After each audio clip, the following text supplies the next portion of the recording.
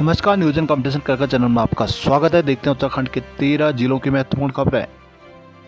Monsoon सत्र के पहले ही दिन विपक्ष का हंगामा। संसद के महासत्र के पहले दिन सोमवार को लोकसभा ठप रही। विपक्षी दलों के सदस्यों ने पहलगाम आतंकी हमले, ऑपरेशन सिंदूर, संघर्ष रोकने में अमेरिकी राष्ट्रपति डोनाल्ड ट्रंप की मध्यस्थता संबंधी दावों और बिहार में मतदाता सूची के विशेष गहन परीक्षण की कवायद समेत अन्य विषयों पर चर्चा की मांग करते हुए हंगामा किया। हंगामा की वजह से सदन की कार्रवाई पहले 2 बार स्थगित करनी पड़ी, तीसरी बार मंगलवार तक के लिए स्थगित कर दी गई। वहीं राज्यसभा में भी पहलगाम आतंकी हमले का मुद्दा सदन शुरू होते ही गर्मा गया। राज्यसभा में नेता प्रतिपक्ष मल्लिकार्जुन खड़गे ने इस हमले को लेकर सरकार से तीखे सवाल पूछे हैं।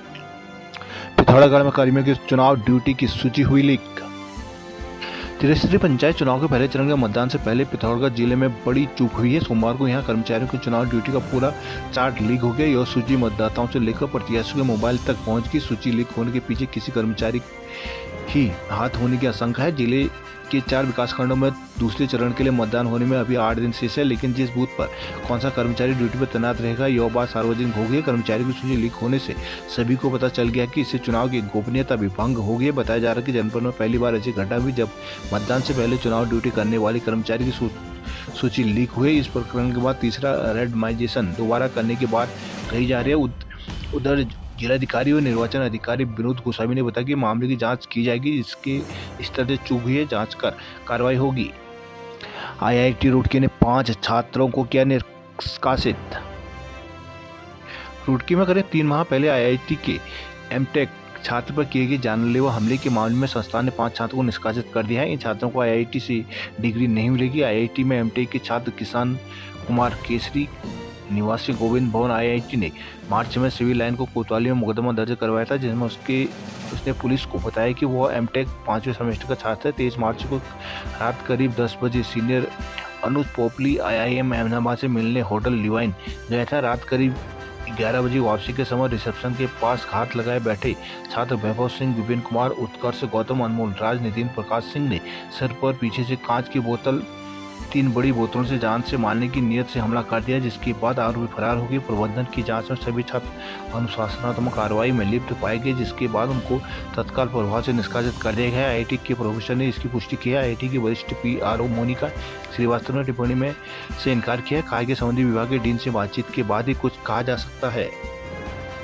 देहरादून अब हर ब्लॉक में बनेगा स्मार्ट गाँव। तामी राज्य के प्रत्येक ब्लॉक में एक गांव को स्मार्ट गांव के रूप में विकसित किया जाएगा, जिसके साथ कूड़ा प्रबंधन की प्रभावी व्यवस्था के लिए हर गांव में ठोस कूड़ा प्रबंधन यूनिट की स्थापना भी होगी। सोमवार को ग्राम विकास और शहरी विकास विभाग की समीक्षा करते हुए मुख्यमंत्री धामी ने इसके निर्देश दिए हैं। सचिवालय में ग्राम विकास विभाग की समीक्षा करते हुए मुख्यमंत्री धामी ने कहा कि स्मार्ट विलेज को इस प्रकार विकसित किया जाएगा कि वहाँ रहने वाले प्रत्येक व्यक्ति के पास रोजगार हो, साथ ही गाँव में पेयजल, बिजली व अन्य बुनियादी सभी सुविधाएं भी मौजूद हो। उन्होंने वाइब्रेंट विलेज योजना के तहत नवाचार को बढ़ावा देने के साथ ही अधिक से अधिक महिला स्वयं सहायता समूह के उत्पादों को umbrella brand house of Himalaya से जोड़ने के निर्देश दिए। उन्होंने कहा कि लोगों को स्वरोजगार के प्रति प्रेरित करने के लिए मुख्यमंत्री उद्यमशाला योजना को भी प्रोत्साहित किया जाए।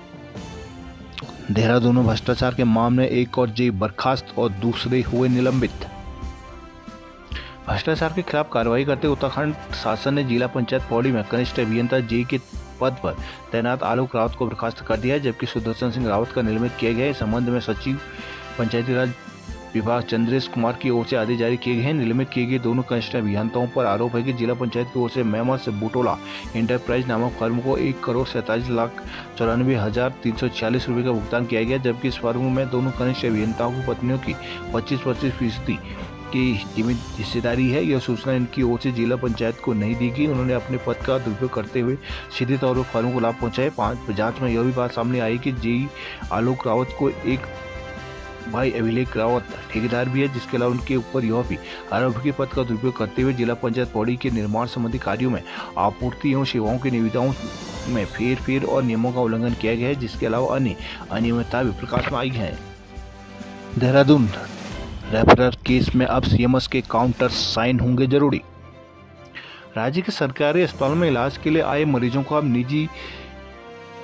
बिना किसी सीएमएस की इजाजत के बिना दूसरे अस्पताल के रेफर नहीं किया जा सके। रेफर में बार बार आ रही शिकायतों को देखते हुए सरकार ने इसके लिए नई एसओपी तैयार करने का निर्णय लिया है। सचिव स्वास्थ्य डॉक्टर आर राजेश कुमार ने सोमवार को सचिवालय में स्वास्थ्य विभाग के उच्च अधिकारी की बैठक ली। उन्होंने कहा कि रेफर के लिए अब ठोस कारण लिखना होगा उचित कारण न होने पर संबंधित डॉक्टरों के खिलाफ कार्रवाई होगी। निर्देश दिए हैं कि कई बार मरीज की मृत्यु के बाद मृतक के परिजनों को शव ले जाने में परेशानी होती है। यह व्यवस्था अब अस्पताल और सीएमओ कार्यालय को करनी होगी। इस दौरान सचिव ने ट्रांसफर एक्ट के तहत हुए तबादलों के बाद नए स्थान पर न जाने वाले डॉक्टरों को भी नोटिस के निर्देश दिए हैं।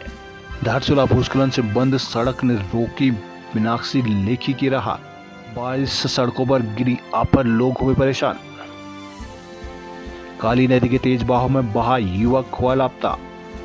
बाराकोट में बारिश से कई भवन दुकानों को खतरा।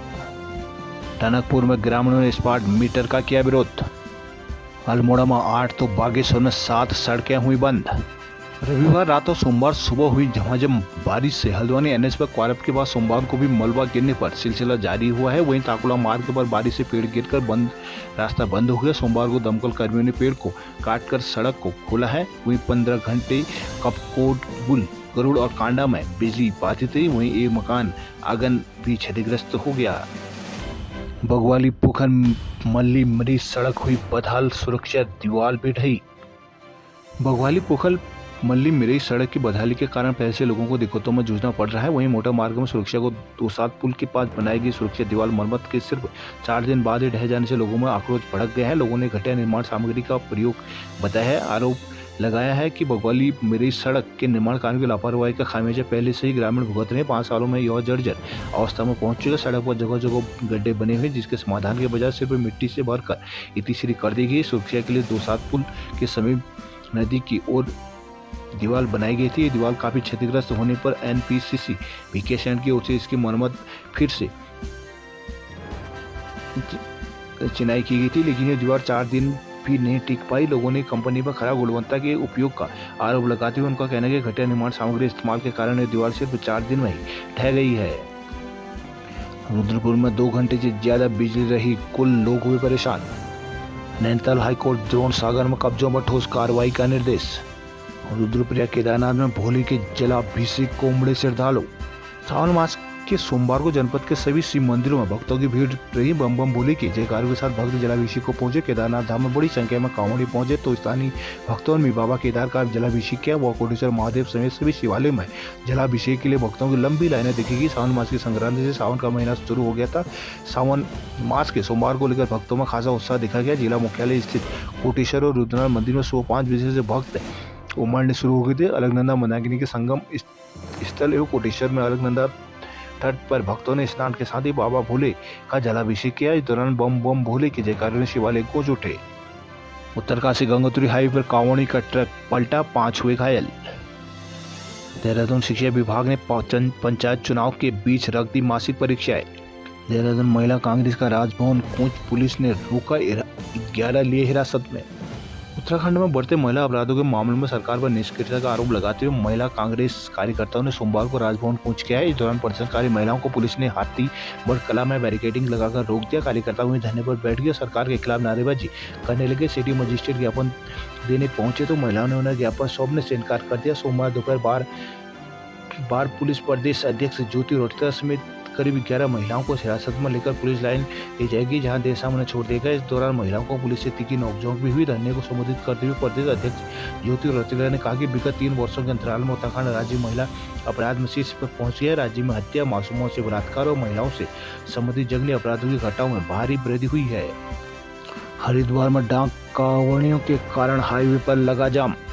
धर्मनगरी में सोमवार को हाईवे से लेकर शहर की सड़कों में डाक कांवड़ की भागम भाम रही, जिस कारण हरिद्वार देहरादून हरिद्वार लक्सर पूरी तरह से जाम रहा। अब वापस लौट रहे कांवड़ियों के कारण हाईवे जाम हो गया। पंतद्वीप से लेकर चंडी चौक तक हाईवे कांवड़ वाहनों से पैक रहा। शहर के अंदर पैदल कांवड़ियों के कारण खड़खड़ी भीमगोड़ा में भी जाम लगा रहा। धर्म नगरी में सोमवार को हाईवे से लेकर शहर की सड़कों में डाक कांवड़ की भागम भाग देखने को मिली।